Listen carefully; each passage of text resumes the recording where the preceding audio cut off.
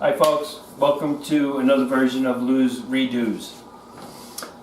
Today I'm doing a redo, or actually it's kind of how to do on roux and gravies.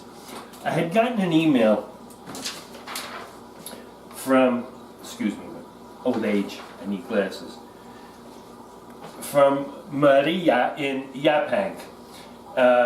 This was shortly after we did the first one with the garlic, and she said, "Love the garlic tips.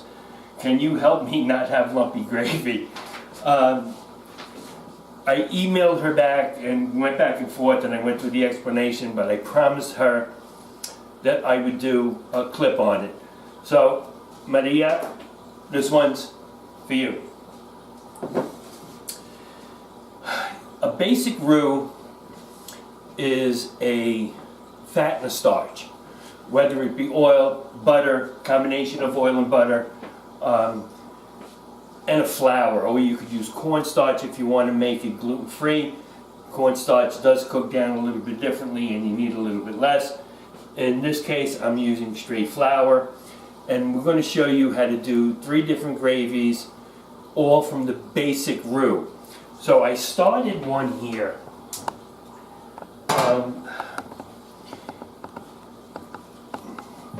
If you do 1 tablespoon of oil, 2 tablespoons of flour, 2 tablespoons of oil, 4 tablespoons of flour, you do a half a cup of oil, you need a cup of flour. That's going to yield you about a quart of gravy. So let that get warm. And the first one I'm going to do is a Bechamel sauce, which is a white sauce. So what you want to do is you want to leave your roux as clear as possible. Not as clear, but as light as possible. You don't want to have that much color in it, because what's going to happen is you're going to add milk. It gives you your Bechamel sauce once the milk is in there. If you add cheese to a Bechamel, you're making a cheese sauce. If you look at the meatloaf clip that we did, where I added the meatloaf to the mac and cheese, I made that cheese sauce from a basic Bechamel sauce.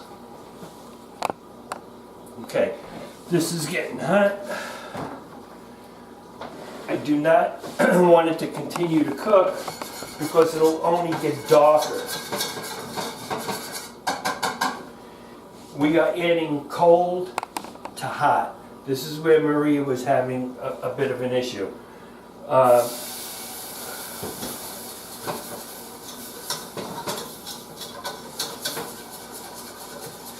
You want to add a cold to a hot, or a hot to a cold, and I'm going to do both to show you. And there it is, folks. That's all she wrote. You have a Bechamel sauce. This one is a little heavy. We'll add just a splash more milk. And that's all she wrote. That is a Bechamel. Throw some cheddar in there, throw American cheese, throw, and you're good to go. You have your cheese sauce. Okay, that takes care of that. Okay, so we have your Bechamel sauce. Once again, add the cheese, and you're going to have your cheese sauce, mac and cheese. Look at the meatloaf clip and leftovers to that. You know what? If you're doing a meal and you have meatloaf and broccoli, put the broccoli in the cheese sauce too. The kids are going to eat it. Now we're going to do a brown sauce. Again, we're going to add a cold to a hot. And that's just one of the methods of keeping the lumps out of your gravy. Okay? So this is...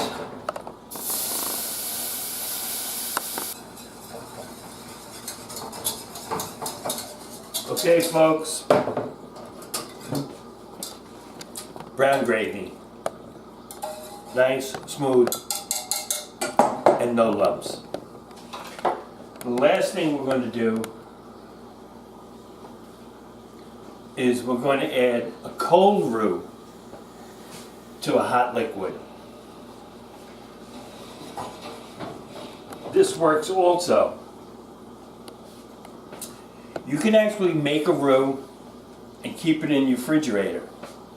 When you need it, take it out and just use it. I left this one a little looser because I was using it today, but you can make it firmer, add a little more flour, and it'll stay. This will be up to a boil in a moment, and we're going to make this is actually a vegetable stock.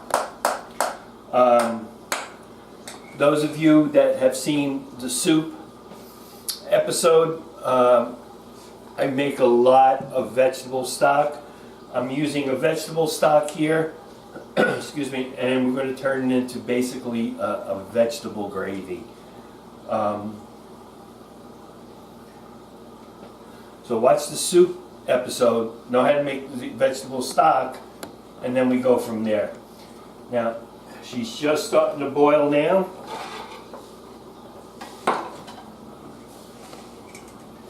And we're just going to add some roux in.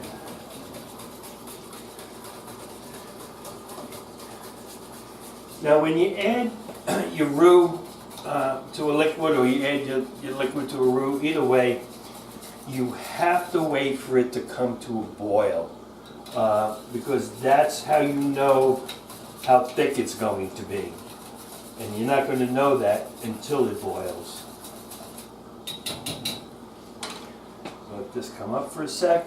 You may have to add a little more roux.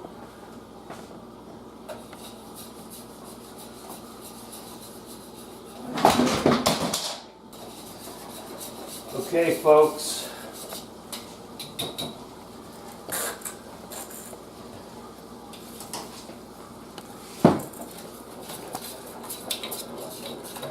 And here